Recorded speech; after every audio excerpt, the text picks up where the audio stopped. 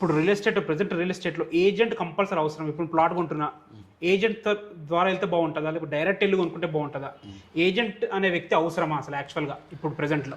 110% agent అనే వ్యక్తి చాలా అవసరం. ఎందుకు అవసరం అంటే, సపోజ్ నీకు ఒక ఇన్సిడెంట్ జరిగింది, ఒక అన్యాయం జరిగింది, 1,00,000 రూపాయలు కట్టిన తర్వాత సపోజ్ ఈరోజు ఒక ప్లాట్ బుక్ చేసినావు అన్న, ప్లాట్ బుక్ చేసిన తర్వాత నీ అవసరాలకు నిమిత్తం 1,00,000 రూపాయలు కట్టి నీకు ఏదో అర్జెంట్ అవసరం, ప్లాట్ క్యాన్సిల్ చేసుకున్నావు. ఆ ప్లాట్ క్యాన్సిల్ చేసుకున్నావు అంటే నువ్వు వెళ్ళాలి, నువ్వు క్యాన్సిల్ చేసుకున్నావు అంటే నీ డబ్బులు నీకు రిటర్న్ రావాలా.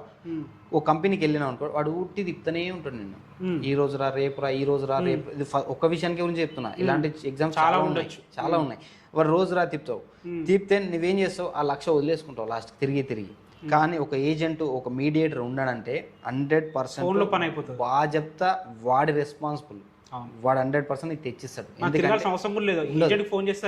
ఉండదు. ఈ కంపెనీ వాడు కంపెనీ నేమ్స్ అనేది నెల కోడ్ చేంజ్ చేయొచ్చు, సంవత్సరానికి కోడ్ చేంజ్ చేయొచ్చు.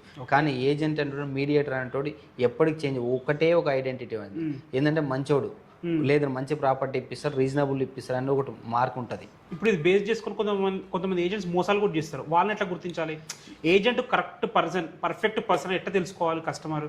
కరెక్ట్ పర్సన్ అంటే ఎట్లా అంటే, ఇప్పుడు ప్రీవియస్ కొన్ని వెంచర్లు చేసి ఉంటారు, లేదా అక్కడ వర్క్ చేసిండ, లేదా కొత్త పర్సన్ అనుకోండి. కొత్త పర్సన్ అంటే మీరు 5 నిమిషాలు వాడితో మాట్లాడితే అర్థమైపోతుంది, తెలిసిపోతుంది. ఎందుకంటే లీగల్గా ఉందా నేను చూసినంత వరకు ఇప్పటి వరకు స్టిల్ ఈ డేట్ వరకు 80% ఏజెంట్లకి లీగల్ వైజ్ తెలుస్తుందని నేను అనుకోవట్లేదు. తెలియదు 80% ఏజెంట్లకు తెలియదు. మీకు ముందు వీడియోలో చెప్తాను నేను. 100% ఈ ఇప్పుడున్న నడుస్తున్న సిచ్యువేషన్. సో మీరు ఒక కస్టమర్ ఏజెంట్తో మాట్లాడితే ఒక 5 నిమిషాలు మాట్లాడి తెలిసిపోతుంది. ఏంటంటే మీ వెంచర్ ఎక్కడ ఉంది, ఇంతకుముందు ప్రీవియస్ ఏమేమి చేశారు, ఏం డెవలప్మెంట్ ఇచ్చారు, ఎక్కడ కన్స్ట్రక్షన్ చేశారా, అవన్నీ అడగాలి.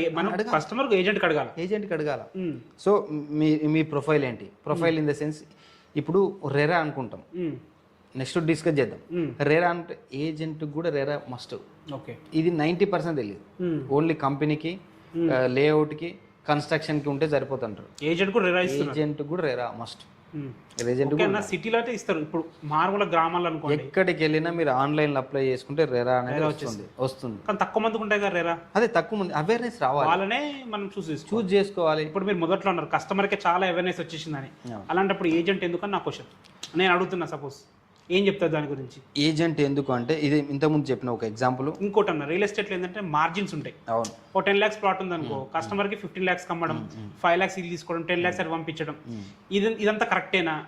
దీని గురించి ఏం చెప్తారు? ఏజెంట్ ఉంటే ఈ ప్రాబ్లం ఉందని చాలా మంది అనుకుంటారు. అవును. సో దీని గురించి మీరు ఏమంటారు? ఇంత ముందు ఉండే, మీరు చెప్పినట్టు ఒక 5 years బ్యాక్ నుంచి కూడా నడిచింది.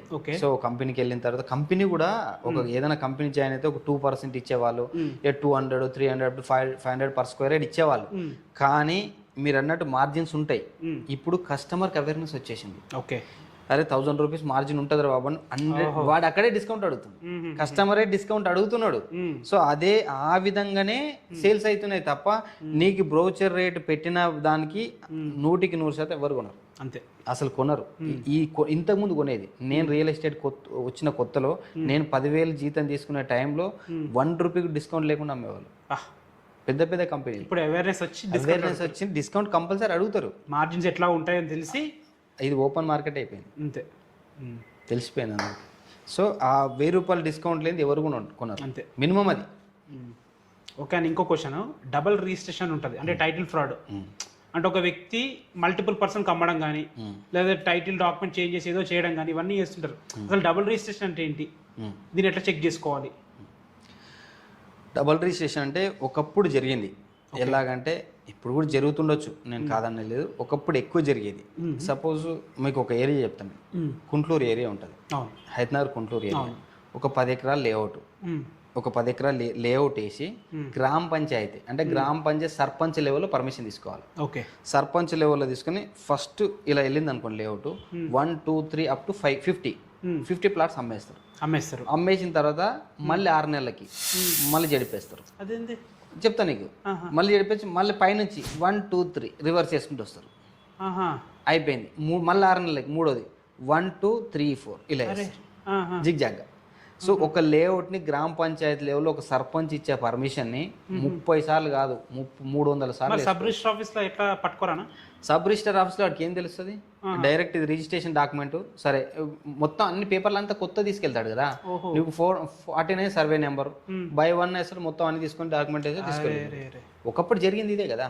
ఇప్పుడు కూడా రీసెంట్ గా కుంట్లూరులో జరిగింది ఇది ఇన్సిడెంట్. చెప్తున్నా, అది గ్రామ పంచాయతీ లెవెల్లో జరుగుతున్నాయి, ఇప్పటికి జరుగుతున్నాయి. నేను కాదనట్లే చెప్తున్నా కదా, ఇప్పటికి జరుగుతున్నాయి, గ్రామ పంచాయతీ లెవెల్లో జరుగుతుంది. అందుకే కస్టమర్కి అవేర్నెస్ రావాలి.